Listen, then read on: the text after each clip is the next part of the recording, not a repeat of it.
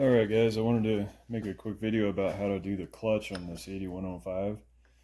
So I broke a clutch spring here a few days ago, and so I just thought I'd take the opportunity to show you how to change the clutch, since I got to pull the clutch to fix it, and I want to put an 8-tooth sprocket on it too. So pull the big washer off, pull the small washer off, and you can see the clutch is on there. So take about a 3/8 punch and a little ball peen hammer, and just very carefully line it up on the end of the crank there and just give it a sharp little rap.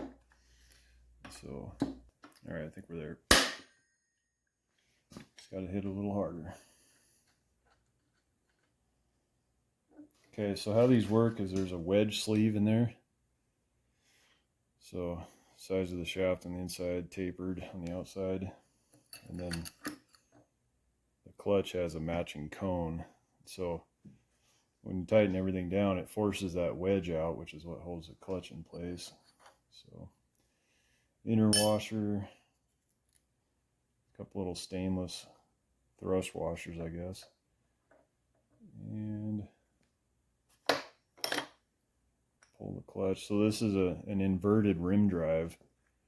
So it's just the typical rim, but it's on the inside. So I'm going to put the 404 8-tooth back on it. So I've already had this apart, just checking everything was going to fit right. So anyway, you got your inner washer that's kind of meant to protect the seal.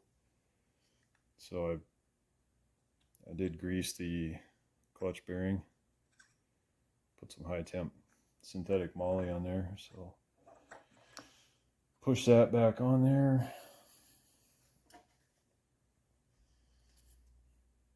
The little stainless washer in there. You got your inner washer.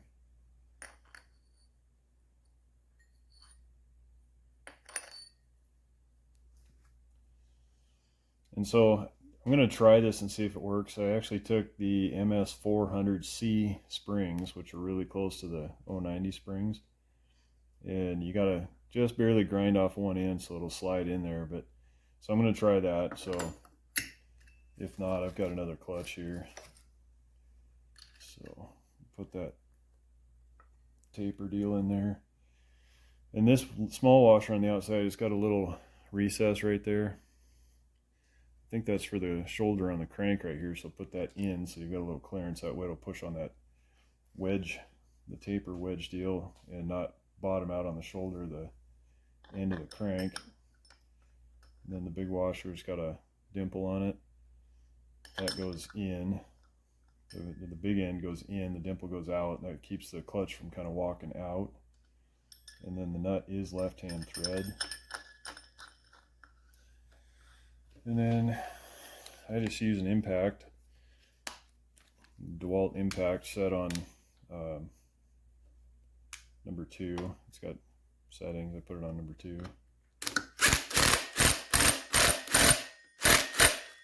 kind of hear it when it bottoms out. So that's all there is to it. So I'll put it back together and we'll run it, see if those springs are going to work, and if not, then I'll put this other clutch on. So there you go. That's how you do an 8105 clutch.